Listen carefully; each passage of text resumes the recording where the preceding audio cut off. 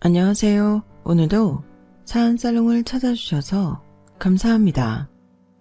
저는 경기도 과천시에 살고 있는 30대 초반의 여성이에요. 사연살롱은 원래 제 친구가 엄청 팬이에요. 친구는 엄마가 듣는 걸 따라 듣다가 열렬한 팬이 되었다고 하네요. 중학교 때부터 친구라서 취향도 비슷하고 서로 취미도 잘 따라 하거든요. 그래서 저도 친구처럼 이 채널의 팬이 되어버렸네요.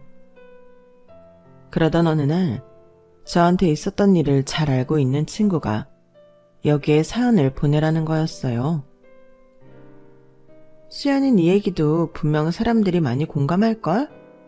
그리고 시아버지가 진상 부리는 건 시어머니보다 많지 않잖아. 이런 시아버지도 있구나 다들 놀라기도 할 거야. 시아버지는 무슨 결혼하지도 않았는데 예비 시아버지이긴 했지만 벌써 2년 전 일인데 아직도 열 뻗친다. 친구와 이렇게 이야기를 주고받다가 저는 사연을 보내기로 결심했어요. 만약 제 사연이 나온다면 친구가 아주 잘했다고 난리를 칠 것 같네요.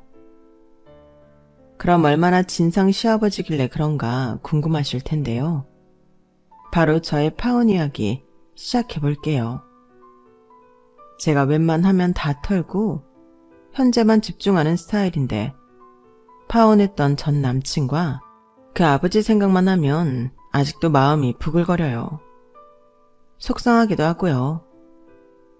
저는 꽤 일찍 결혼할 생각을 했는데 26살에 만나 2년간 사귀며 정이 많이 들었어요.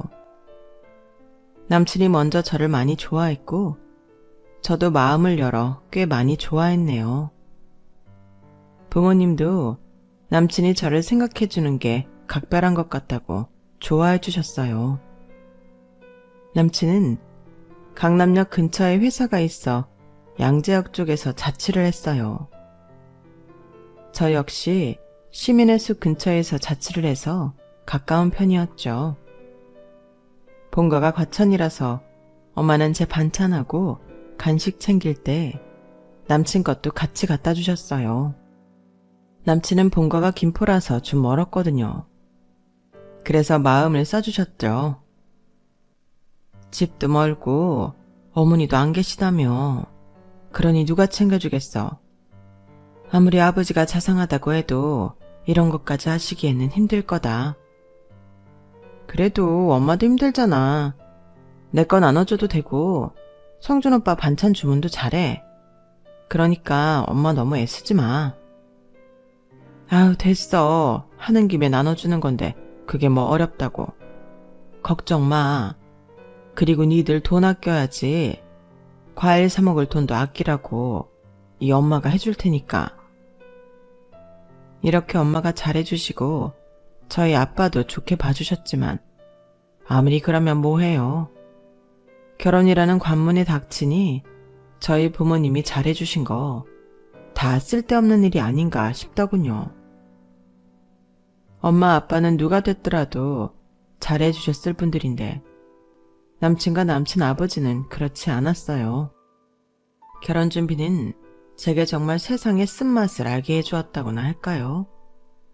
아무리 좋아해도 넘을 수 없는 벽이 있더라고요. 남친은 자기 아버지 입장만 생각하는 사람이었고 거기에 더해 저를 심적으로 배신해버렸어요. 제가 파혼하자고 했을 때 한 말은 정말 열받았고요. 수연이 너만 왜 이러는데 그냥 네가 넘어가주면 되는 걸 왜 일을 크게 만들어? 오빠 되게 웃긴다. 나보고 그냥 넘어가주라고? 오빠라면 그럴 수 있을 것 같아? 아니, 절대 안 그럴걸? 그리고 나 오빠 속마음도 다 알아버렸어. 나랑 결혼하려는 이유. 나는 오빠가 이렇게 남 인생 이용해 먹으려는 사람이라는 거 꿈에도 몰랐고 그걸 몰랐던 내가 너무 한심하고 바보 같아. 진짜 내가 그냥 넘어가면 된다고 생각한다면 오빠는 우리 부모님 무시하는 걸 당연하게 여기는 거야. 나는 그거 절대 용납 못해. 어떻게 인간이 인간에 대해 이렇게 이해가 없을 수 있지? 나는 그런 분을 내 시아버지로 모시고 싶지도 않고 오빠 같은 사람과도 평생을 함께 할 수 없어. 우리 부모님도 이미 다 알고 계셔. 내가 파혼하기로 한 거. 그러니까 긴 말하지 말고 그냥 없었던 걸로 하자. 알았지? 나랑 의견 좀 다르다고 이런 중대한 일을 뒤집어? 그냥 살면서 맞춰가면 되는 거잖아. 내가 분명히 말했지. 나 이제 오빠 속셈 다 안다고. 나라고 파혼 결정이 쉬웠을 것 같아? 오빠나 오빠 아버지 같은 사람들 다시는 상종하고 싶지 않아. 내가 좋은 말 할 때 정리하자. 남친은 그 후에도 몇 번이나 질척거렸지만 제 마음은 변하지 않았어요. 아니, 변할 수가 없었어요. 제가 돈 버는 걸 보고 비위를 맞춘다고 하는 걸 들었거든요. 그런 말을 듣고 어떻게 같이 사나요? 저는 안 되겠더라고요.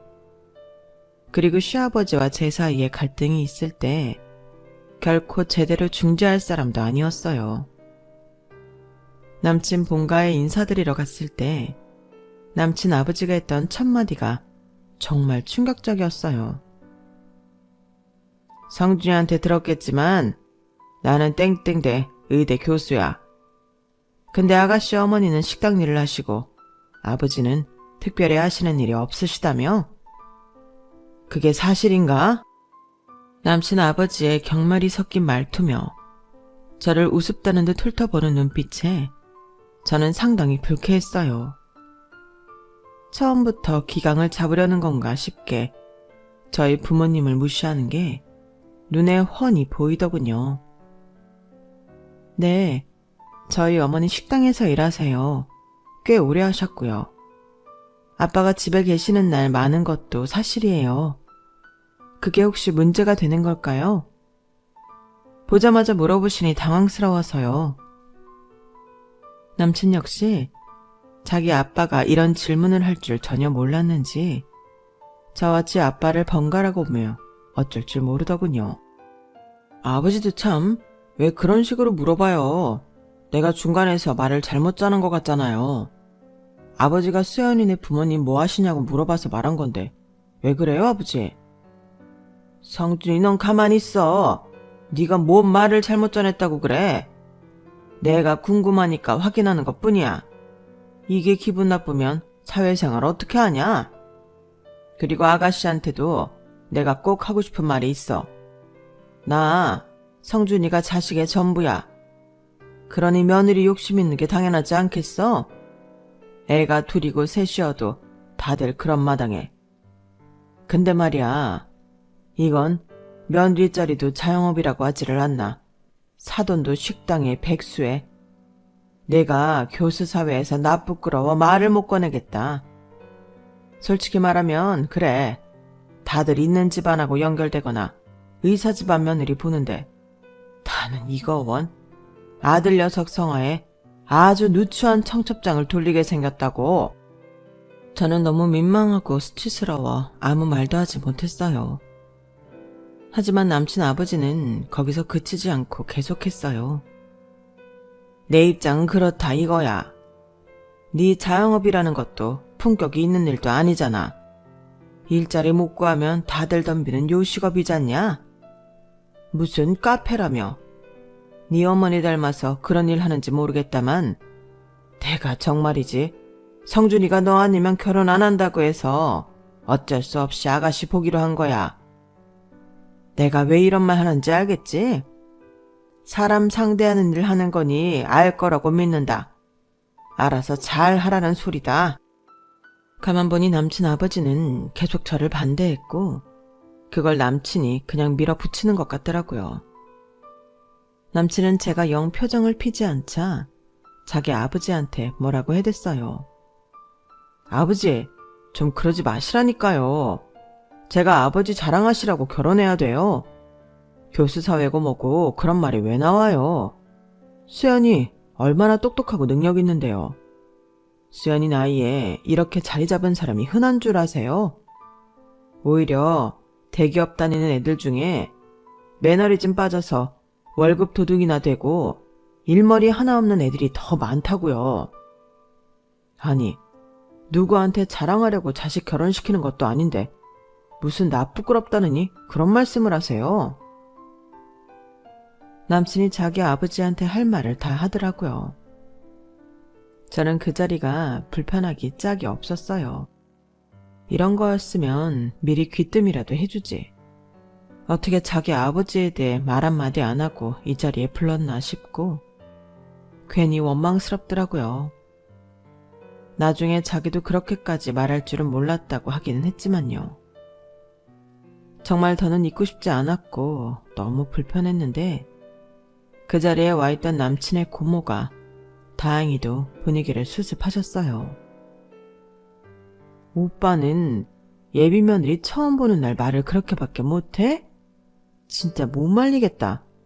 그놈의 의대 교수 부심 교수 사회 뭐 그리 대단하다고. 이러다가 우리 집안 이미지 나빠질까 겁이 나네. 수연이라고 했지? 너무 걱정 마. 오빠가 한 말 마음에 절대 두지 마. 그런 게 뭐가 중요하니? 성준이 말로는 네가 정말 괜찮은 애라고 했어. 남동생이 있고 부모님이 어쩜 딸을 이렇게 야무지게 키웠어. 이런 말 듣는데도 차분하고 할 말은 하고 예의에 어긋나지도 않고 성준이 말대로 네가 참 좋게 보인다. 내가 돌아가신 새언니 대신해서 상견례 나가게 될지도 모르는데 그때 내가 니네 부모님한테 인사 잘해야겠다. 감사해요, 고모님. 지금 그 말씀도 부모님께 전할게요. 네가 상견례를 왜 나와? 됐어. 너도 이제 그쯤에서 그만둬. 라며 남친 아버지는 아주 불편해하는 기색을 내비쳤어요. 그럼에도 남친 고모는 저한테 사과하라며 일침했지만 남친 아버지는 자기 잘못한 거 없다며 딱 거절하고 방으로 들어가 버렸어요. 남친 고모 그리고 남친 이렇게 셋이 이야기하며 분위기는 많이 부드러워졌지만 집에 돌아와서도 남친 아버지가 저를 멸시하듯 보던 표정과 그 말들은 잊혀지지가 않았어요. 저는 일주일 동안 남친에게 연락을 하지 않고 있다가 고민 끝에 헤어지는 게 좋겠다는 문자를 남겼어요. 만나서 얘기하고 끝내자고 했죠.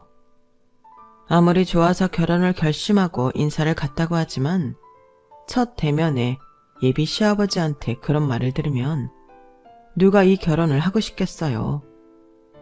저는 자신이 없더라고요. 제가 카페를 하는 것도 마음에 들어하지 않았으니까요. 저는 남친을 만나 그간 고민했던 것들을 털어놓았어요. 나 진짜 생각 많이 해봤는데 오빠 아버지 너무 어려우신 분 같아. 내가 어떻게 해볼 수 있는 수준이 아니지 싶네. 지금 바로 끊자는 건 아니고 차차 시간을 갖고 정리하고 결혼은 그만두는 게 낫겠다 싶어. 당장 헤어지자는 말은 아니야. 일단 결혼 정리하고 계속 만날지 생각해보자. 저 때만 해도 남친과는 계속 연을 이어가고 싶다는 마음이 컸네요. 남친은 제 말을 받아들이지 못했어요. 정리고 뭐고 그냥 결혼하면 되는 건데 왜 그러냐는 입장이었어요. 나는 결혼 안 한다고 해서 너랑 헤어질 거 아니야. 그럼 우리 어차피 언젠가 다시 결혼 얘기 나올 건데 뭐하러 그런 복잡한 과정을 거쳐야 돼? 우리 아빠가 심했다는 거 알아. 나도 그러실 줄은 생각도 못했어. 정말 미안해. 그날 이후로 나랑 고모가 아빠한테 정말 많은 말을 했고 아빠도 결국에는 너한테 괜한 말 한 것 같다고 하셨어. 내가 아빠 대신 이렇게 사과할게. 너 나랑 헤어질 거야? 정말 그럴 거야? 그러자고 한 건 아니잖아. 차차 고민을 해보자는 거지. 고민하고 뭐 할 거 없다니까. 나는 너랑 헤어지기 싫어. 남친이 아무리 저를 달래고 못 헤어진다며 난리를 쳐도 저는 찝찝하기만 했어요. 남친 아버지가 자꾸 눈앞에 아른거렸고요. 결국 제가 조금만 시간을 갖자고 했네요. 제가 하도 완강하게 나오니까 남친은 어쩔 수 없이 그러자고 했어요. 하지만 이틀도 안 돼서 남친은 제 자취하는 데에 와서 자기가 다시는 이런 일 없게 하겠다며 울고 불고 난리도 아니었어요. 자기가 100번이고 사과하겠다면서요. 앞으로 절대 자기 아빠 입에서 그런 말 나오지 않게 하겠다길래 일단은 만나자고는 했어요. 남친이 좋아서 결혼을 하기로 했지만 그렇다고 고된 시집살이를 하거나 시댁 어른들한테 미움받으면서까지 연을 맺고 싶지는 않았어요. 제가 뭐가 부족하고 저희 부모님은 또 뭘 잘못했다고 그런 취급을 받아야 되나요? 의사가 아니고 교수가 아니면 실패한 인생인가요? 대기업에 다녀야만 어디다 명함을 내밀 수 있는 건가요? 아니잖아요. 남친 아버지가 그토록 자랑스러워하는 자기 아들도 솔직히 말하자면 우리나라 몇 대 기업에 꼽히는 회사에 다니는 건 아니었어요. 이름을 듣거나 설명을 좀 하면 다들 아는 IT 기업이기는 했지만요. 아무튼 일단 만나는 보자고 했지만 저는 카페 새 메뉴도 개발해야 했고 디저트 담당 파티시에도 새로 뽑아야 해서 좀 정신없이 시간을 보냈어요. 그러다 보니 남친한테 자연히 연락이 줄었고 거의 만나지도 않았죠. 그랬더니 하루는 모르는 번호로 전화가 오더라고요. 바로 남친 아버지였어요. 내가 이런 전화까지 할 줄은 몰랐다만 니네가 나 때문에 요즘 거의 만나지 않는다고 들었다. 결혼도 네가 보류하자고 했다며? 그래서 성준이가 요새 말이 아니다. 전보다 술도 많이 마시고 힘들어한다. 나는 얼굴 보려고도 안 해. 결국 내가 너한테 직접 미안하다고 해야 다시 나를 보겠다니 어쩌겠냐. 네가 그렇게까지 상심할 줄은 몰랐다. 내가 표현이 좀 서툴렀나 보구나. 그러니 성준이 만나서 잘 이야기하고 결혼 다시 준비해봐라. 내가 오죽하면 전화를 했겠냐? 전화드리게 만든 건 송구스러워요. 그냥 제가 많이 바빠진 것도 있는데 오빠가 그런 줄은 몰랐어요. 제가 오빠랑 통화해 볼게요. 어쨌든 만나봐라. 그 녀석 네 생각만 하고 있는 것 같더라. 속상한 거 있으면 풀어라. 남친 아버지가 저한테 전화하기까지는 꽤 고심했을 것 같더라고요. 그렇게 체면을 중요하게 생각하는 사람인데 말이죠. 그래서 정확하게 사과는 하지 않았어도 마음은 풀리더라고요. 앞으로 부모님에 대해 함부로 말할 일도 없을 것 같았어요. 저는 남친 아버지의 말을 진심으로 받아들였어요. 그렇다고 했던 말이 없어지는 건 아니지만 앞으로 잘 지낼 수 있도록 노력하려고 했어요. 하지만 평생 그러고 살아온 사람이 며칠 사이에 바뀔 리가 없잖아요. 오죽하면 사람 고쳐 쓰는 거 아니라는 말이 다 있겠어요. 처음부터 저한테 불편한 감정을 노골적으로 드러냈던 남친 아버지와 저는 정말 하나도 맞는 게 없는 것 같았어요. 항상 좀 선을 넘는다는 느낌이 들더라고요. 네가 이번에 오면 내가 성준이 고모 말고 다른 친척들도 좀 부르려고 한다. 그러니 네가 와서 음식을 좀 만들면 어떻겠냐? 친척 중에 지방에서 오는 사람도 있는데 그분한테 싸갈 음식도 좀 해주고 네가 카페를 하니까 그런 건 기본으로 잘하지 않겠니? 이번에는 아버님 고모님 말고 다른 분들도 뵙는다는 말씀이시죠?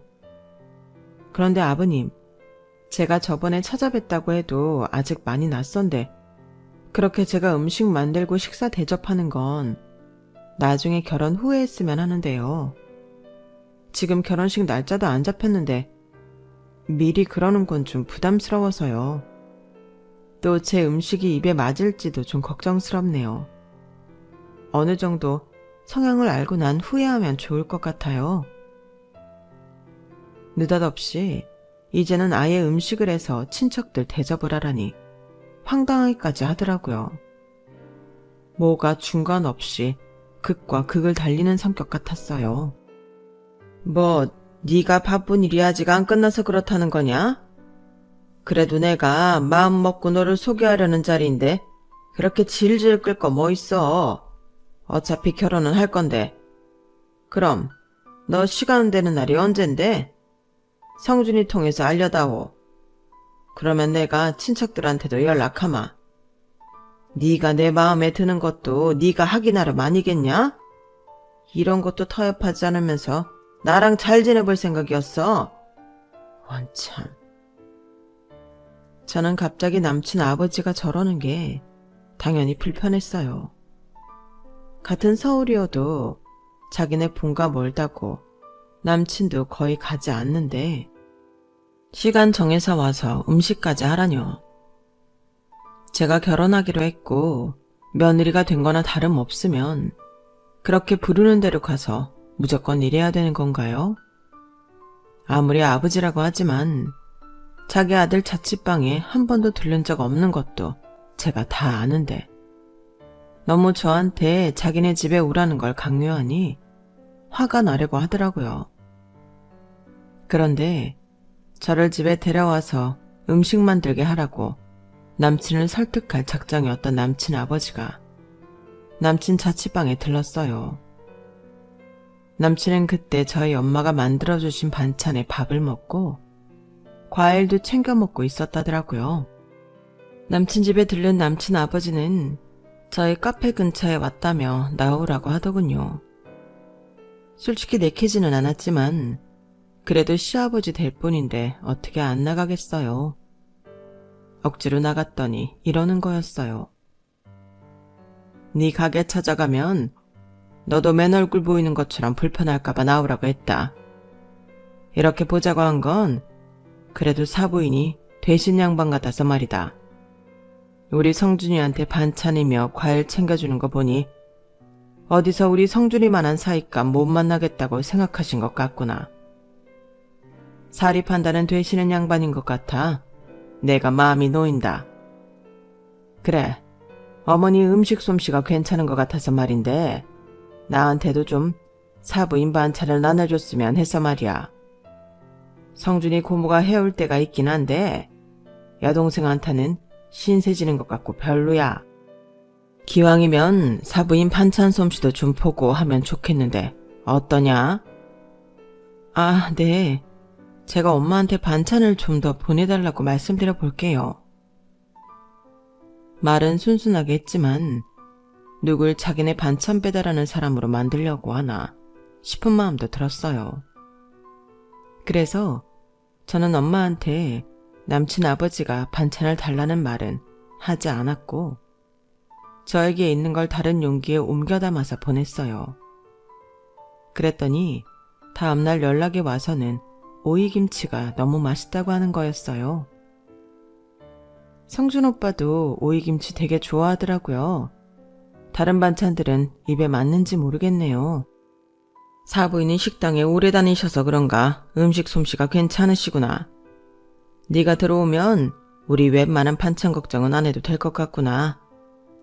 내가 이런 건 전혀 모르지 않냐. 이제 여동생네 그 맛없는 김창김치도 그만 얻어먹어도 되겠다. 엄마가 음식을 잘하신다고 그냥 칭찬하면 될 일을 꼭 깎아내리며 말하는 게 별로 기분이 좋지는 않았지만 저는 그래도 감사하다고 했어요. 그래, 이제 보니 네가 사부인 닮아 카페도 하는 게 맞구나. 저는 서양 요리 쪽을 해서 반찬이나 김치는 잘하지 못해요. 그럼 지금부터 열심히 배워라. 너는 네 사업이니까 시간 내려면 낼 수 있는 거 아니냐. 그 솜씨 어디 가겠어? 사부인이 식당 일 하신 보람이 있구나. 남친 아버지가 저한테 처음 했던 말들을 생각하면 이런 정도의 무례함은 별거 아닌 것 같아 더는 말을 하지 않았고 남친 아버지도 그 정도로 끝냈어요. 그리고 다음번에 만나면 제대로 얘기해 줄 생각이었어요. 제가 남친한테 엄마는 식당에서 일하고 아빠는 딱히 출근을 하지 않으신다고 했는데, 엄마는 강남에서 고급 한정식집을 운영하셨고 아빠는 그 식당이 있는 건물 주인이었어요. 실은 제가 있는 카페 건물도 아빠 거였고요. 아빠는 부동산 개발 일을 하셔서 고급 빌라들이 인기 있을 때 직접 지어서 분양하셨어요. 그걸로 돈을 버셔서 건물을 몇 채 사셨고요. 지금도 가끔 재개발 지역을 둘러보시거나 땅을 보러 다니세요. 건물 짓기에 적당한 곳이 있는지 살펴보시는 거죠. 재개발 지역도 무조건 큰 건설회사가 전부하는 건 아니거든요. 사실 저는 늘 부유하게 살아서 뭐가 아쉬워 본 적이 없어요. 제가 자취하는 오피스텔도 엄마가 제 앞으로 사주신 거고요. 남친이 저더러 월세 비싼데 산다며 부러워했던 적도 있는데요. 저는 굳이 엄마가 제 앞으로 해준 거라는 말은 하지 않았어요. 남친 아버지가 의대 교수기는 해도 예전에 빚을 진 게 있어서 그거 갚는다고 그렇게까지 넉넉하지는 않다고 했거든요. 남친이 괜히 주눅들까봐 말하지 않았던 건데, 그걸 갖고 저와 저희 부모님을 무시하는 말을 할 줄은 꿈에도 몰랐던 거죠. 저는 프랑스에 가서 요리학교를 졸업하고 호텔에서도 일을 했었는데, 호텔 일은 제 체력으로는 따라잡기가 너무 힘들어서 그만두고 부모님 지원으로 카페를 열게 된 거였어요. 그리고 제 카페는 본격적인 프랑스식 요리를 그렇게 비싸지 않은 가격에 먹을 수 있고, 아침과 점심에는 간편한 브런치를 제공하기 때문에 꽤 인기가 많았어요. 한마디로 장사 잘 되는 집이었죠. 남동생은 미국에서 유학 중이었고요. 그런 걸 모르는 남친 아버지가 무작정 저희를 얕잡아 보기만 했는데, 처음부터 저희 집에 대해 알았으면 태도가 많이 달라졌을 거는 어느 정도 눈에 보였어요. 이렇게까지 무시하지는 않았겠죠. 남친도 저희 엄마 아빠가 이런 능력자라는 걸 모르는 게 당연했어요. 엄마가 아는 한정식집에 단 한 번도 데려간 적이 없거든요.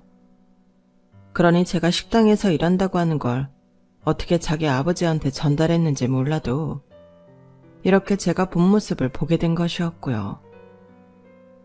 이런 걸 전혀 모르는 부모님은 남친한테 우리 집에 대해 제대로 말하라고 하셨어요. 특히 엄마는 남친 데리고 식당에 오라고 성화였어요. 예, 성준이가 나중에 우리 집 이런 거 알면 기분이 어떨 것 같아? 서로 결혼까지 약속한 사이인데 왜 이런 걸 감췄나 하고 섭섭하지 않겠어? 엄마, 사람 속 모르는 거라고 했잖아. 엄마 아빠도 그저 공짜로 뭐 떨어지지는 않을까 하는 사람들한테 하도 대여서 무슨 일 하는지 말 잘 안 하잖아. 예, 그럴 사람이 따로 있지. 이제 한 식구 될 건데 뭘 그래. 내가 알아서 할게. 안 그래도 말하려고 했어. 상견례 전에는 얘기해야 하는 게 맞는 거니까. 수연아, 엄마는 네 생각해서 그러는 거야. 성준이 아버지는 의대 교수라는데 괜히 네가 꿀릴까봐 그러지 뭐. 성준이 보면 바깥 사돈도 인격이 좋으실 것 같기는 하다만 그래도 친정이 돈 있다고 하는 게 훨씬 나은 거야. 네 뒤에 엄마 아빠 있다는 거 확실히 알려야 너한테도 더 잘할 거 아니겠어. 이미 엄마가 걱정한 일은 일어났는데 엄마는 그걸 모르시니 저렇게 말씀하셨네요. 또 엄마는 제 예비 시아버지가 의대 교수니까 그런 이미지에 걸맞는 인격이 훌륭한 사람일 거라고 착각하고 계셨어요. 어차피 상견례하고 결혼하려고 했으니 엄마 아빠를 무시했다는 얘기에서 뭐 하겠어요. 저는 다 묻고 지나가려고 했어요. 남친한테는 신혼집으로 남친 회사 근처에 아파트로 하자고 했어요. 그러면서 제 통장을 보여줬죠. 남친이 가진 돈하고 부모님이 해주신 오피스텔 빼고 통장에 돈 하면 대출 조금 받아서 아파트에 들어갈 수 있었거든요. 남친은 제 통장을 보고 좀 놀라더라고요. 수연이 니네 카페가 잘 되는 건 알고 있었지만 네가 이 정도로 모아놓았을 줄은 몰랐다. 야, 너 생각보다 대단하다. 라며 아주 싱글벙글 하더라고요. 그리고 상견례 날짜를 잡고 슬슬 결혼식장을 알아보려고 했는데 저는 그 시점에서 결혼을 아예 접기로 했어요. 그럴 만한 일이 생겼거든요. 상견례 날짜를 잡고 나니 남친 아버지는 저를 아예 며느리라고 여기고 이런저런 부탁을 해댔어요. 심지어 자기네 집으로 장을 마트 앱으로 주문해서 배달시켜 놓으라고까지 했는데 그 돈을 주겠다는 말도 안 하더라고요. 당연히 제 돈으로 해야 되는 것처럼요.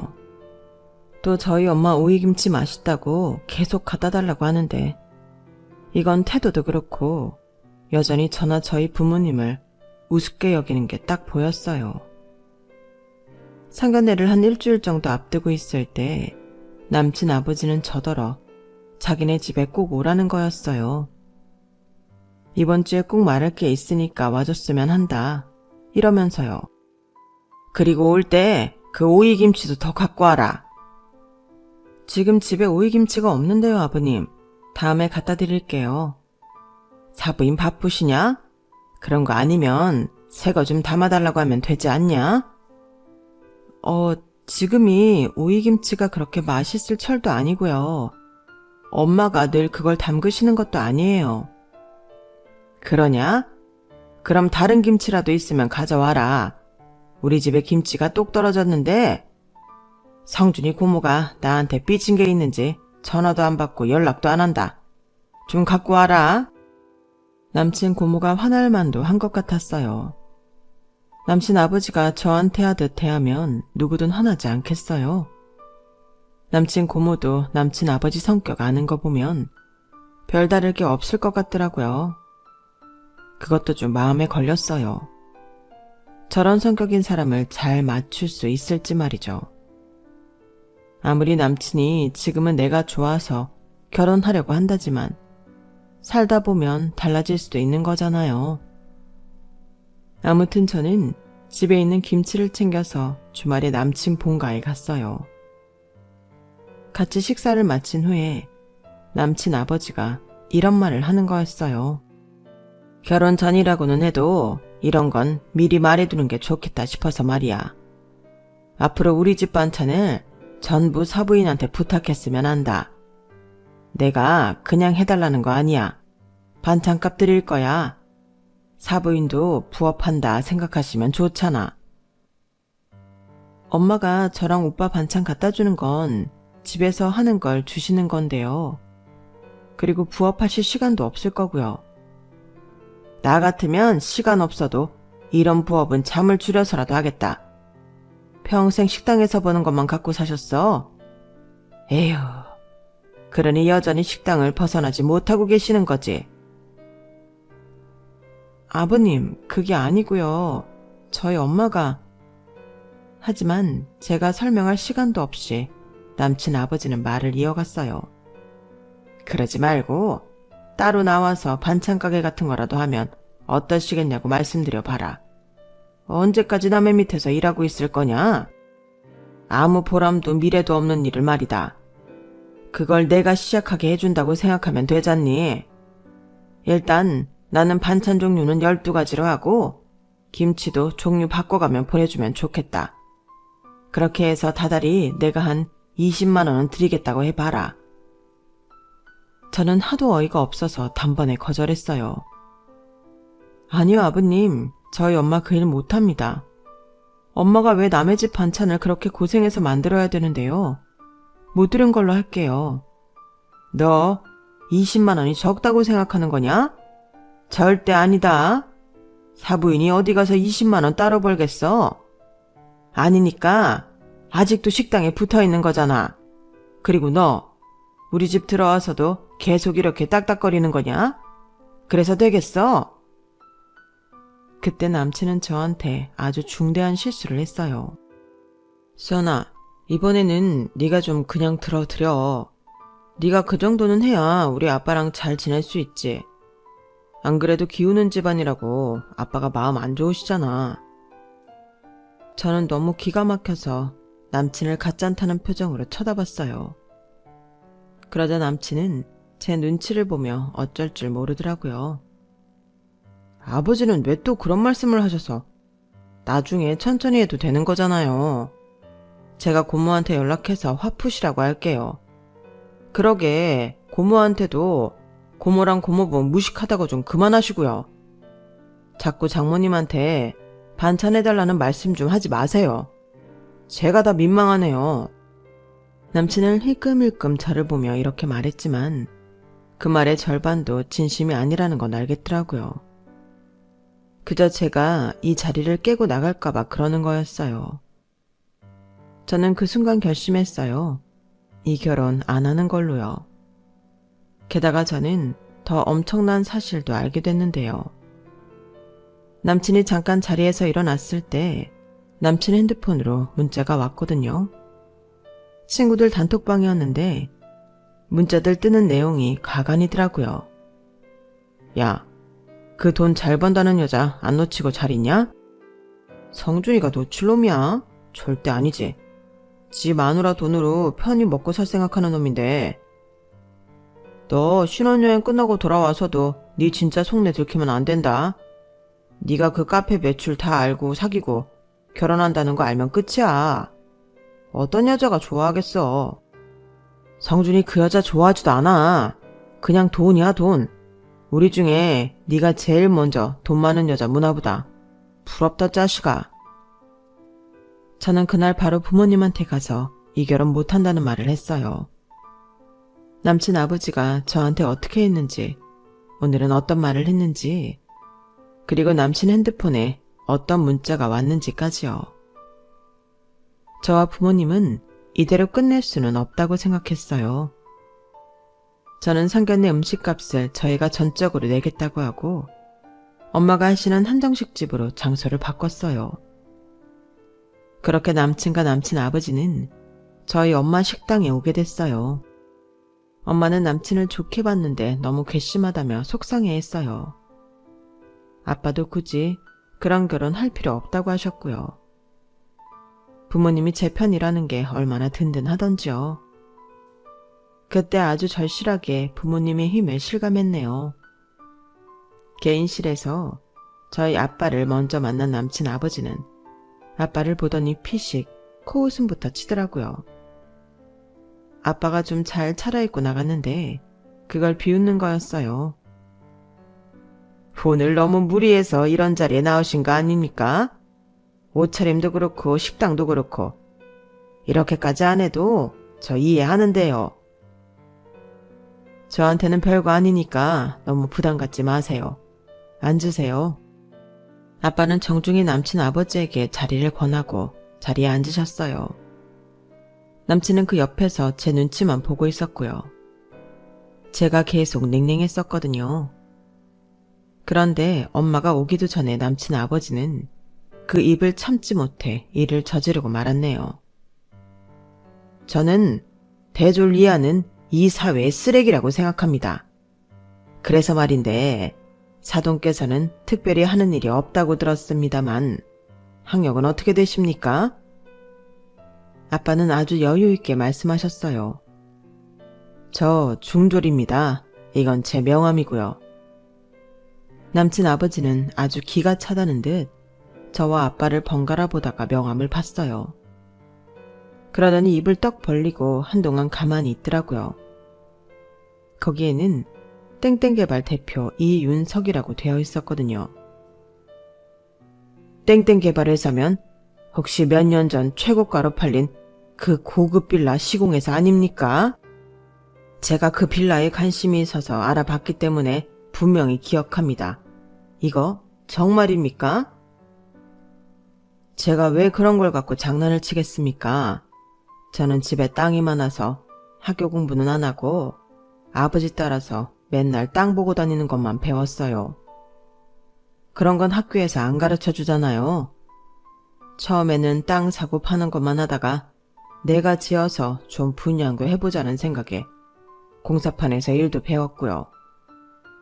중졸이기는 해도 아버지한테 받은 땅으로 사업 일궈서 이만큼 컸습니다. 이제는 건물 몇 개 사서 지내고 있고요. 그러니 제가 매일 어디 출근할 이유가 없는 거 아니겠습니까? 그걸 백수로 오해하셨다고 들었습니다. 남친 아버지와 남친이 어쩔 줄 몰라 하는데 마침 노크 소리가 들리더니 직원이 이렇게 말했어요. 사장님 들어오십니다. 그리고 들어오는 우리 엄마를 보자 남친은 아예 자리에서 벌떡 일어났어요. 장모님이 여기 사장님이셨어요? 아니 근데 왜 그냥 식당에서 일한다고? 그럼 여기가 식당이지 화실이라도 되나?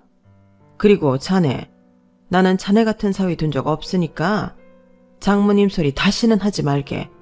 알았어? 엄마의 얼음장 같은 목소리에 남친은 안색이 확 변했어요. 그제야 뭔가 잘못됐구나 싶은 모양이더라고요. 남친 아버지는 아주 점잔을 빼며 아빠한테 이렇게 말했어요. 저희 집은 제가 의대 교수다 보니 아무래도 지적인 수준이 높지 않습니까? 이렇게 재력이 훌륭한 집안과 맺어지면 어디 이보다 더 조화가 잘 맞을 수 있겠습니까? 그러자 아빠는 남친 아버지를 보며 싱긋 웃었어요. 그럴 가치가 없습니다. 저희는 의대 교수랑 사돈 안 맺어도 상관없어요. 처음부터도 우리 딸 망신을 줬다죠. 그리고 제 아내한테 댁 반찬을 해내라고 했다더군요. 그런 말도 안 되는 요구를 하는 게 이 시대에 가당키나 하다고 생각하십니까? 이건 폭력입니다.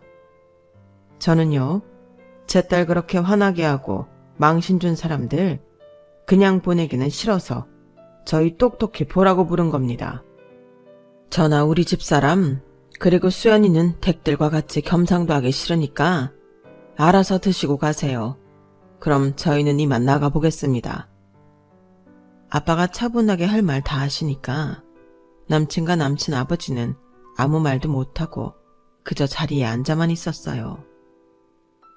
저희 아빠가 건물주에 분양 사업을 했다는 것도 엄마가 여기 사장이라는 것도 너무나 쇼크인 것 같더라고요. 남친은 왜 말 안 했냐는 듯 저를 쳐다보더라고요. 저는 거짓말한 적 없어요. 식당에서 일하는 것도 많고 아빠가 어디 특별히 나가시지 않는 것도 맞으니까요. 아무리 그래도 정확히 이야기를 했어야지. 정확히 얘기했으면 김성준, 너는 나를 완벽하게 속이려고 했겠지. 내가 모를 줄 알았어? 너 애초에 우리 카페 매출, 순이익 다 조사하고 나랑 만난 거잖아. 마누라 등쳐먹고 살려고 너랑 네 친구들 그런 모임 하는 거잖아. 어디 아니면 아니라고 말해봐. 네가 말한 거 맞다는 증거 될 수 있거든. 너한테 온 문자들 내가 싹 캡처해서 나한테 공유해놨어. 그러게 핸드폰 아무데나 두고 다니지 말지 그랬어. 자, 이제 됐지? 나 너랑 결혼 안 해. 네 아버지랑 밥 먹고 잘 가라. 다시는 보지 말자. 만나서 정말 더러웠다. 그러자 남친 아버지는 뻔뻔한 말을 하더라고요. 아니, 니들 둘이 서로 좋아서 만난 건데 왜 파혼을 하냐? 그런 게 어딨어? 니들은 그냥 결혼하면 돼. 아저씨 의대 교수까지 하면서 왜 그렇게 머리가 나빠요? 세상이 아저씨가 말하면 그대로 되는 데인 줄 아세요? 저는요, 아까 아빠도 말했듯이 저희를 똑똑히 보여주고 끝내려고 부른 거예요. 저희 더는 시간 낭비하지 말죠. 그리고 아저씨, 어떤 사고방식인지 너무 잘 알겠어요. 어떤 사람이 됐든 조금만 자기보다 못하다 싶으면 깔아뭉갤 거잖아요. 저는 그런 분을 시아버지로 모시고 싶지 않아요. 그럴 마음 조금도 없어요. 돌아가세요. 남친과 남친 아버지는 저를 붙잡고 사정했지만 엄마가 나서서 직원한테 소금 가져오고 식당 문 닫으라고 호령을 하자 그제야 저를 놔주고 돌아갔어요. 남친은 그 후로도 꽤 질척거렸고 저희 카페에 찾아와 난동을 부리기도 했어요. 제가 경찰에 신고를 했더니 그 뒤로는 찾아오지는 못했고요. 꽤나 시간이 걸려 완전히 떼어낸 게 몇 달 걸렸네요.